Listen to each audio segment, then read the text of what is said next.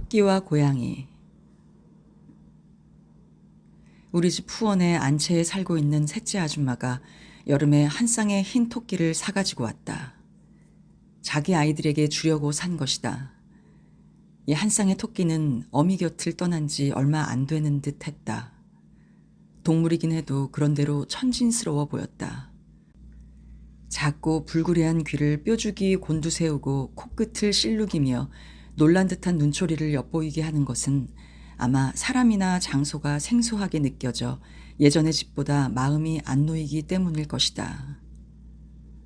이 정도의 토끼라면 축제날에는 20점만 주면 충분히 살 수 있을 것이다. 그러나 셋째 아줌마는 엉뚱하게도 1원이나 썼다. 소사를 시켜 상점에 가서 사오게 했기 때문이었다. 물론 아이들은 크게 기뻐했다. 법석대면서 둘러싸고 바라보았다. 어른들도 모두 둘러싸고 바라보았다. 또한 S라고 부르는 강아지도 덩달아 뛰어왔다. 달려들어 한바탕 냄새를 맡더니 재채기를 하고는 몇 걸음 뒤로 물러났다. 셋째 아줌마가 꾸짖었다. S야, 잘 들어. 너 그걸 물면 안 된다. 하고 머리통을 한 번 때리자 S는 이내 물러가 버렸다. 그리고 다시는 덤벼들지 않았다. 이 한 쌍의 토끼는 뒷창문 후면에 있는 작은 마당에 갇혀 있을 때가 많았다. 너무나 벽지를 잘 찢었고 또 언제나 나무로 된 가루다리를 갉아내는 탓이라고 했다. 그 작은 마당에 한 그루의 들뽕나무가 있었다. 오디가 땅에 떨어지면 토끼들은 그걸 가장 즐겨 먹었고 먹이로 주어진 시금치까지도 먹지 않았다.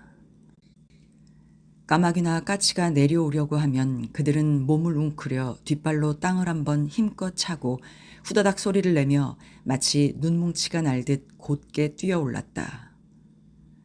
그러면 까마귀나 까치들은 놀라 다급히 날아났고 이렇게 몇 번을 하고 나자 다시는 감히 가까이 오지도 않게 되었다. 셋째 아줌마는 말했다. 까마귀나 까치는 별로 걱정할 게 못 된다. 고작해야 먹이를 좀 뺏어 먹을 뿐이다. 그러나 가장 밉살 맞은 놈은 큰 흑고양이다. 노상 얕은 담 위에서 앙칼지게 노려보고 있으니 그놈은 단단히 경계해야 한다. 다행히 S와 고양이는 앙숙이니까 설마 하니 무슨 일이 일어나진 않을 테지만. 아이들은 수시로 토끼를 붙잡아가지고 놀았다. 토끼는 마냥 온순했다. 귀를 곤두세우고 코끝을 실룩거리며 잘 따랐다. 아이들의 움츠린 작은 손바닥 안에서도 곧잘 서 있었다. 그러나 틈만 나면 훌쩍 빠져나가곤 했다. 그들이 밤에 잘 잠자리는 조그마한 나무 상자였다. 안에 짚을 깔고 뒷창 처마 아래에 놓았다. 이렇게 몇 달이 지난 후 토끼는 갑자기 자기들끼리 땅을 팠다. 파는 폼이 비상하게도 민첩했다. 앞발로 긁어헤치고 뒷발로 차내었다. 반나절도 못 되어 벌써 깊은 굴을 하나 만들었다. 사람들은 모두 이상하게 여겼다.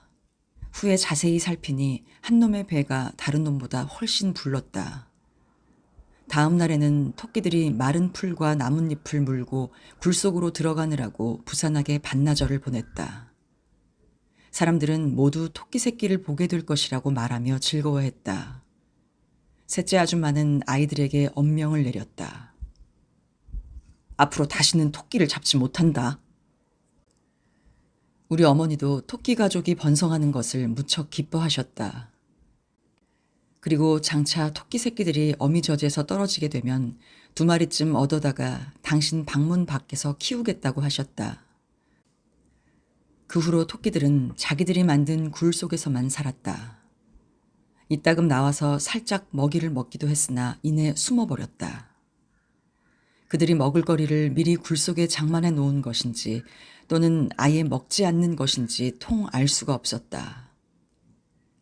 10여일이 지나 셋째 아줌마가 나에게 말했다. 그 2마리가 또 나왔었다. 아마 새끼 토끼를 낳긴 했지만 모두 죽었을 거다. 왜냐하면 앞놈의 젖은 퍽 큰데 아무리 보아도 안에 들어가서 새끼에게 젖을 먹이는 흔적이 통 안 보이더라. 그녀의 말투가 몹시 분개한 듯했다. 하지만 그녀로서도 어쩔 수가 없었다. 어느 날이었다. 햇살이 마냥 따스했고 바람도 없어 나뭇잎도 흔들거리지 않았다. 나는 갑자기 많은 사람들이 웃는 소리를 듣고 그쪽으로 쫓아가 보았다.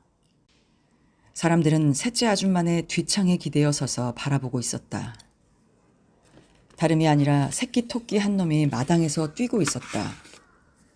그놈은 자기 어미들이 갓 팔려왔을 때보다 훨씬 작았다.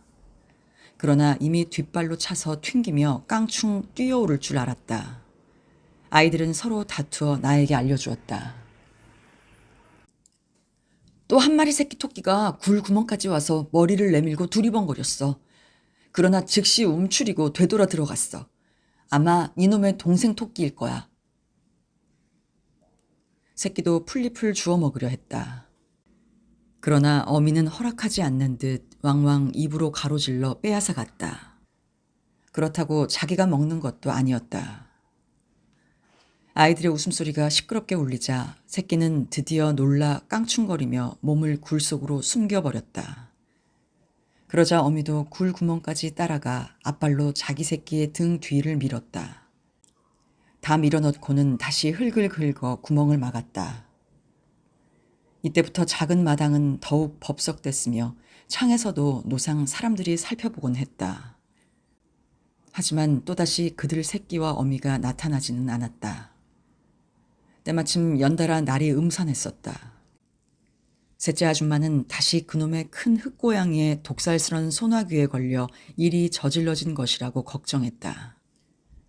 나는 그때 그럴 리가 없으며 단지 날씨가 차니까 모두 숨어 있을 것이고 해가 나기만 하면 반드시 다시 나올 거라고 했다. 해는 나왔다. 그러나 그들은 나타나지 않았다. 그러자 사람들은 잊고 말았다. 오직 셋째 아줌마 혼자만은 언제나 토끼굴에다 시금치를 먹이로 주었다. 그러므로 노상 주의를 기울이고 있었다. 그녀가 한 번은 창 뒤 작은 마당으로 갔다가 뜻밖에도 담장 모퉁이에서 새로운 굴을 하나 발견했다. 다시 전의 굴 구멍을 살피니 희미하게 발톱 자국이 보였다. 그 발톱 자국은 설령 어미토끼의 것이라 하더라도 그렇게 클 리가 없었다. 그녀는 다시 늘 담 위에 있던 흙고양이에게 의심을 던졌다. 그리고는 별 수 없이 굴을 한번 파봐야겠다고 결심을 했다. 드디어 그녀는 곡괭이를 드러내다가 그 굴을 파내려갔다. 비록 의심은 했으나 한편으로는 혹시라도 하얀 토끼 새끼를 찾았으면 했다. 그런데 밑바닥에는 오직 썩은 풀더미에 토끼털이 약간 엉켜 있을 뿐이었다. 아마 새끼를 낳을 때 깔았던 것이리라. 그뿐만 아니라 백설 같은 새끼 토끼의 자취와 더불어 단 한 번 싸늘하고 말쑥하게 생긴 머리만을 내밀었을 뿐 굴 밖으로 나와보지도 못했던 동생도 전혀 찾아볼 길이 없었다. 분노와 실망과 좌절감에 못 이겨 그녀는 다시 담장 모퉁이에 새 굴을 파보지 않을 수가 없었다. 손을 대자마자 그 두 마리의 어미 토끼가 먼저 굴 밖으로 뛰어나왔다. 그녀는 토끼가 굴을 옮겨 바꾸었음을 알자 매우 기뻤다. 그러나 계속 파서 바닥까지 들여다보았다. 거기도 역시 풀잎과 토끼털이 깔려 있었고 그 위에는 7마리의 매우 작은 토끼들이 잠자고 있었다. 온몸이 붉은 살색이었다. 자세히 보니 모두 미처 눈도 뜨지 못했다. 모든 것이 다 명백해졌다. 과연 셋째 아줌마가 전에 예상했던 대로였다. 그녀는 위험을 예방하고자 7마리의 새끼들을 모두 나무 상자에 넣어가지고 자기 방 안으로 옮겼다. 그리고는 어미도 상자 안에 밀어넣어 억지로 새끼들에게 젖을 먹이게 했다. 셋째 아줌마는 흙고양이를 몹시 미워했다. 뿐만 아니라 어미 토끼에 대해서도 무척 불만이었다. 말인즉 당초 그 새끼놈들이 죽기 전에도 이미 죽어 없어진 것이 꼭 있었을 것이다. 왜냐하면 한 번 낳는데 결코 2마리만이 아닐 것이다. 그런데 젖을 고르게 먹이지 않아 뺏어 먹지 못한 놈이 먼저 죽었을 것이다. 아마 틀림없는 말일 것이다. 현재 있는 7마리 중에도 2놈은 무척 말라 비틀어졌다. 그래서 셋째 아줌마는 틈만 나면 어미 토끼를 잡아가지고 새끼 토끼를 한 놈 한 놈씩 차례대로 배 위에 늘어놓고 젖을 먹게 했다. 즉 많고 적은 것이 없게 하자는 것이었다. 어머니는 나에게 말하셨다. 저렇게 골머리 아프게 토끼를 키우다니 그런 법은 여태껏 들어본 일조차 없다. 아마 무쌍부에 수록해도 좋을걸. 흰 토끼의 가족은 더 번성했고 따라서 사람들도 모두 좋아했다. 그러나 그 후부터 나는 마냥 처절한 느낌에 젖었다. 깊은 밤 등불 밑에 앉아서 곰곰이 생각했다.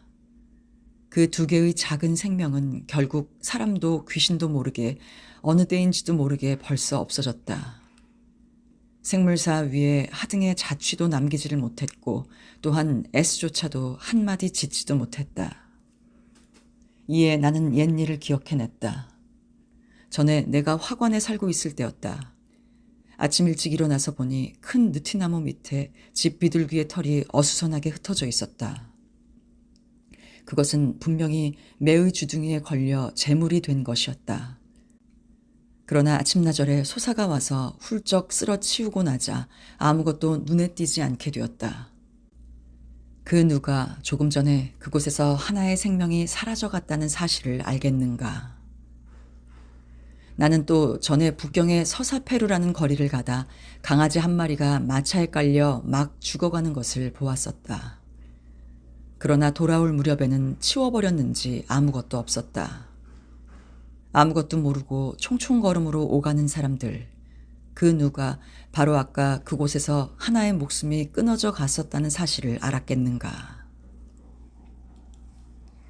여름밤에는 창 밖으로 노상 파리의 느리고도 길게 앵하는 날개 소리를 듣는다. 이것은 필경 거미에게 물린 것이리라. 하지만 나도 오늘까지 그런 곳에 마음을 쓴 일이 없었고 또 다른 사람이 어쨌다는 소리도 듣지 못했다.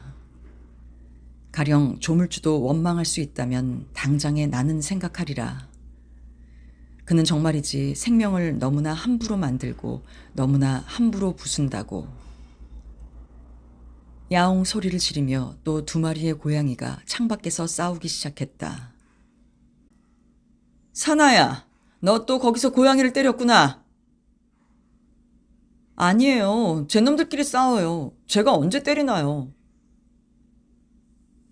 우리 어머니는 평소부터 내가 고양이를 학대한다고 못마땅하게 여기셨다. 아마 지금도 내가 토끼 새끼를 위해 불평을 품고 무슨 사나운 손찌검을 하지는 않을까 의심을 하시고 즉시 일어나 살펴보신 것이다. 게다가 온 집안 사람들은 이구동성으로 나를 틀림없는 고양이의 적이라 말했던 것이다.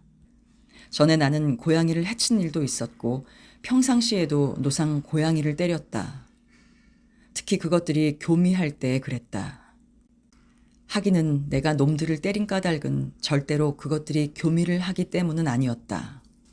오직 시끄러워서였다. 어찌나 시끄러운지 나는 잠을 못 잤었다. 내 생각으로는 교미를 하면 했지 그렇게 야단법석을 떨고 시끄럽게 굴어야 할까 싶어서였다.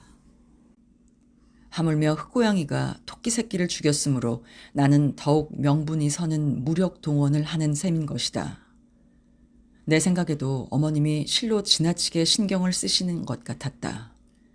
그래서 어쩔 수 없이 어물쩡하고 알쏭달쏭한 대답을 했다. 조물주는 너무나 엉터리다. 나는 그에게 반항하지 않을 수가 없다. 비록 그러는 것이 도리어 조물주를 도와주는 결과가 될지도 모르지만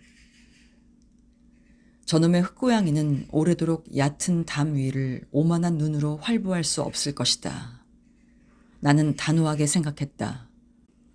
그러나 나도 모르게 저쪽 책 궤 속에 감추어 두었던 한 병의 청산가리를 힐끗 바라보았다. 1922년 10월